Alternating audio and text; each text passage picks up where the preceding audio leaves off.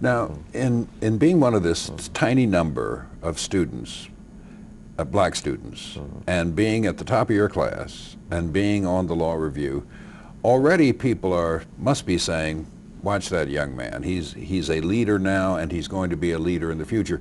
Did you ever think of yourself as a leader academically, or a leader in any broader sense? Not really. I didn't really think about it, and quite honestly, don't even think about it today. Then I was interested in getting an education. I wanted to make sure that I was as prepared as anyone else, and that I would be able to do the job that I had chosen effectively. I wanted to be able to demonstrate that I could measure up to anybody.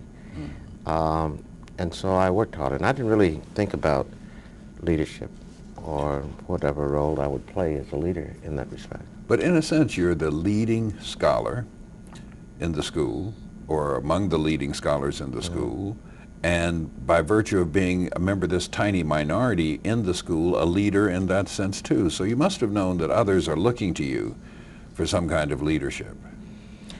Well, I knew that I had the best grades in the school. I knew that I was getting involved in some activities that others were not getting involved in.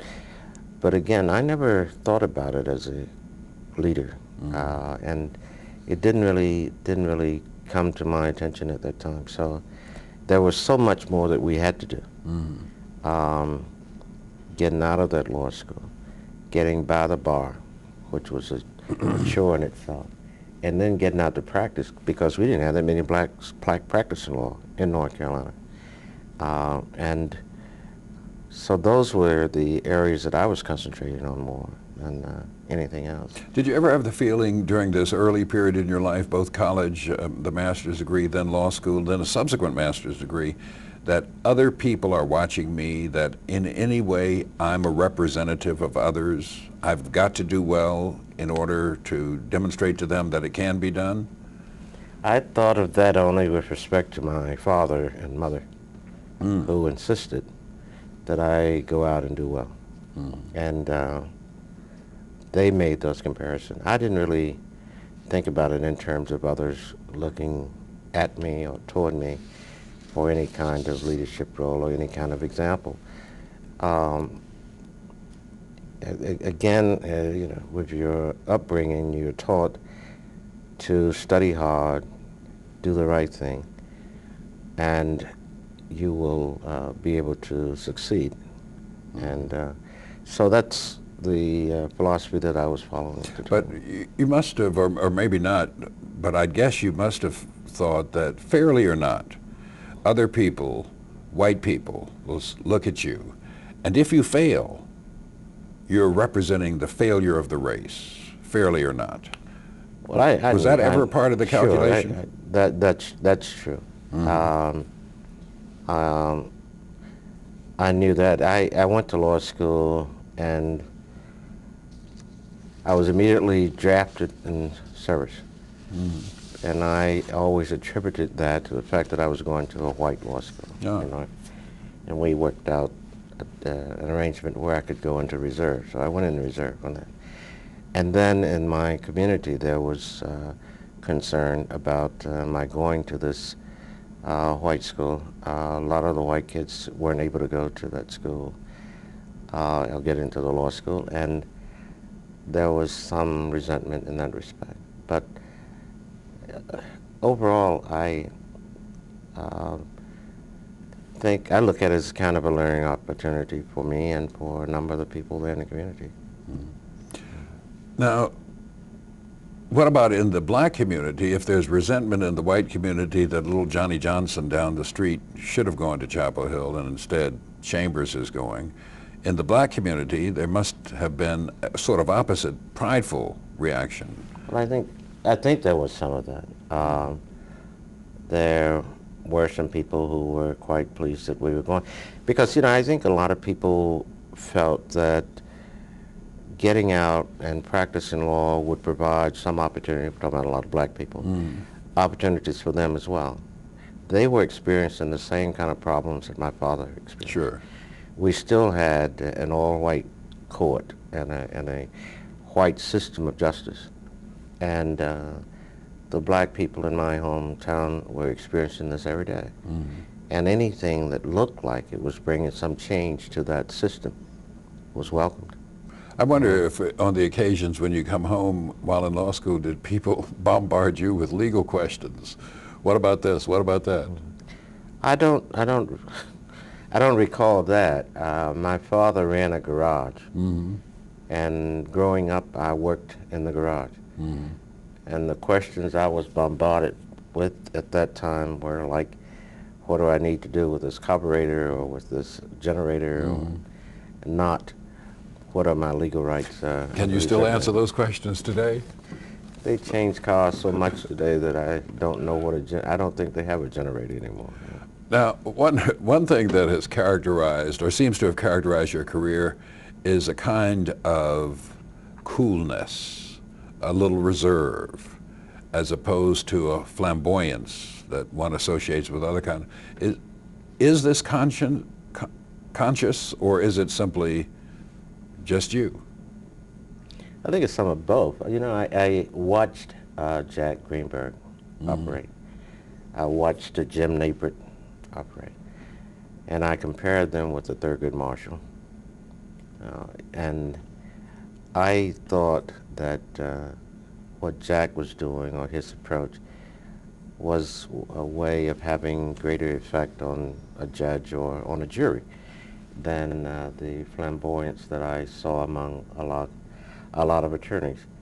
And I calculated approaches that tried to achieve those kinds of results. And so I continue. People keep telling me that I talk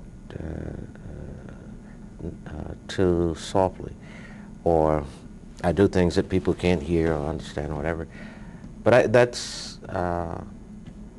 then is not something intentionally done in that respect. It's just a habit that I've grown into that I continue to do. But if I'm in court or even in a public arena and trying to influence people, I do try to come across less flamboyant than... Is it, and I say that's a deliberate choice, because the quieter person is paid more attention than the louder person, in my experience, in a speaking mode. Let me ask you again about leadership and your own leadership. Undeniably, you are a leader.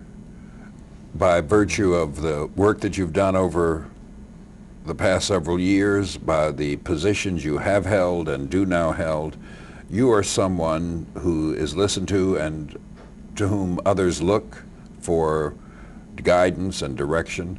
Now, it's generally thought that people come to leadership positions in three distinct ways that sometimes overlap, that movements throw up leaders, that movements boil and rumble and bam, somebody emerges out of the movement and becomes a leadership figure, or that events happen to just tumble the right way at a certain moment in time and some figure emerges who's a leader. And then the third way is that leadership figures themselves create these events. Now, can you associate yourself with one of those three notions, or has your life been a combination? Well, accepting the premise that I may be a leader, and accepting no, you have to accept that, the premise. You have to accept the premise. And accepting one of those three approaches for leadership, I would think that I became a leader through changes or developments in society of a moment that produced a person in this position.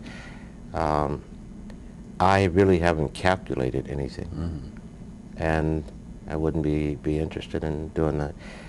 I think that there was a need to fill a void. I keep talking about black people, my father in particular, needing lawyers, and I could fill that role, and I did, and I will continue with that kind of objective. And there, I think that's more just the moment producing a person who one might call a leader. You know, some of this speculation is only speculation. What if? What if that hadn't happened? What if this had happened? But I wonder if you can reflect on the path you might have taken had this incident with your father involved his health and the failure of a doctor to come forward to treat him. Might you then have said, gee, I'll become a doctor? Well, that might have. Well, I understand. That might have been true. There was a need for more black physicians in my community. And in fact, we didn't have one, and I don't think we have one in my hometown even yet. But it was just perhaps fortuitous that it was the law that necessitated some kind of a movement at that time, and I was able to do something about it. My brother did go into medicine, and I think helped to fill a void at that moment, but my commitment was in law.